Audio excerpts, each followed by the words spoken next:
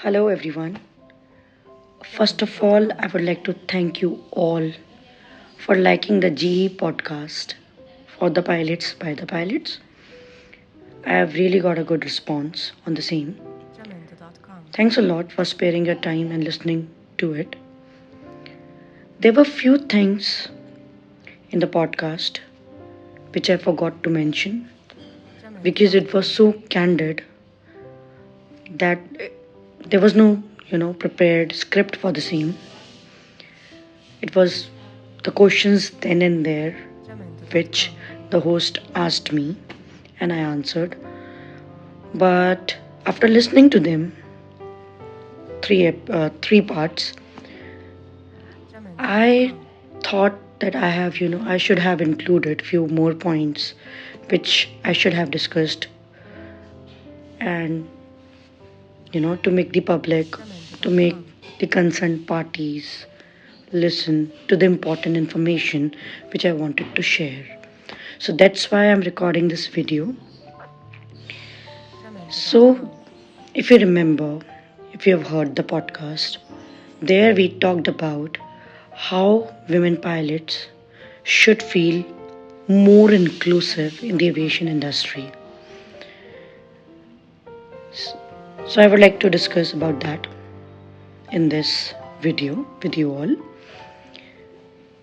So, as per me, I think there are three parties involved which can really make a woman feel inclusive. So first of all, I would like to discuss about the battles a women pilot faces and fights when she is in the maternity leave.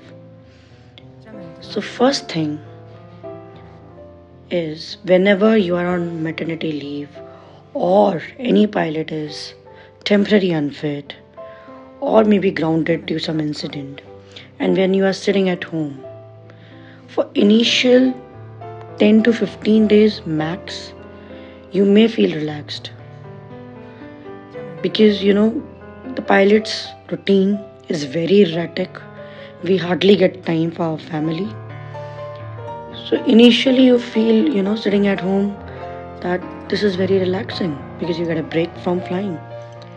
But believe me guys, after 10 to 15 days, you really start longing to be back in the skies because flying is an addiction. You really can't do without it. So some of the people think that women is very lucky, very privileged, that she keeps getting break from flying because of maternity. But when you are sitting at home for more than 15 days, you start feeling underconfident. And that underconfidence leads to anxiety and fear when you come back for your flying after maternity. The reason being, flying is a thing, it's a skill which needs to be practiced daily. That's how you keep gaining confidence in yourself and in the machine and in your own flying skills. But suddenly when you are sitting at home for a longer time, you feel that you have started forgetting the procedures, the skill, and many things related to flying. But that feeling gives you fear and anxiety. So first battle she has to go through after coming back from her maternity leave and starting her training is to battle her fears and anxiety. Second thing, she has to once again come in that physical shape and weight as per the DGCA medical standard, basically the health. Because after delivering a baby, your body changes a hell lot. So that physical challenge she again has to battle. She's always afraid whether I'll be able to lose that much weight, whether I'll be able to fit in those DGCA medical standards. Second battle is that. And the third battle she faces, she fights, is she's afraid of the judgment of the fellow pilots, fellow colleagues, especially males. She thinks they may judge her, they may mock her or offend her by saying some insensitive statements, some insensitive conversation. So it's an urge for the fellow pilots, be it a male or female. I'm talking specifically about male because I believe they don't know what a women pilot goes through. So, it's an urge to please don't make any offensive statement. Don't feel pity also on them. Instead, try and make her reach the same level she left before going to pregnancy of the flying. Make her reach that level. That way you can really help her. Second party involved is management and roster. So most of the companies are following this policy wherein new moms are not offered layover flights. Reason being because the child is being breastfed for almost a year. So they are not offered the layover flights. Most of the airlines I know are following it religiously. But there is one more thing. The women pilots, the new moms, are being offered the early morning flights, which as per me is a safety concern. Because just think about it. When a woman is feeding the child throughout the night, how can you expect her to be fresh in the morning? She is fatigued, How will she be in her 100% efficiency to operate the flight? You can't expect her to be.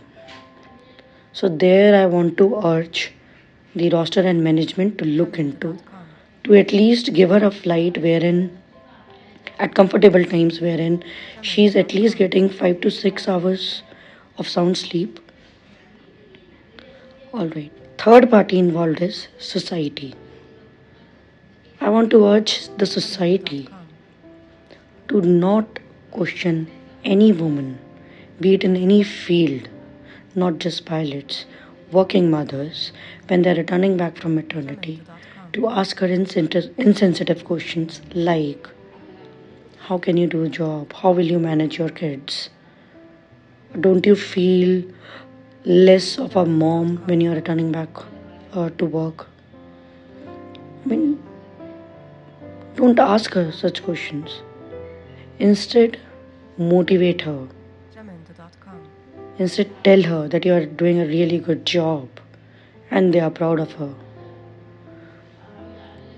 Then, next thing I want to discuss is I talked about the breastfeeding rooms should be there at the airport and the daycare facility should be at the airport. But I didn't talk about how it can benefit the flight crew as well. So just think about it.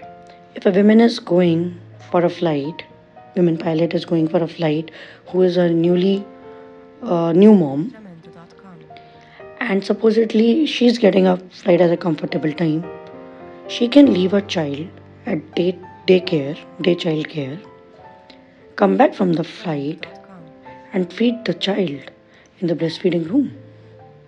Straight away she can take her child and go back home. Just think about it, how stress-free that can be for a woman. Secondly, supposedly if she is not comfortable or somebody is there at back home to take care of the child and she is not comfortable leaving the child at daycare facility, at least she can express milk after the flight and she can save that time, like she can express the milk in the breastfeeding room, take the bottle along with her, go back home and feed the child. So that strenuous job of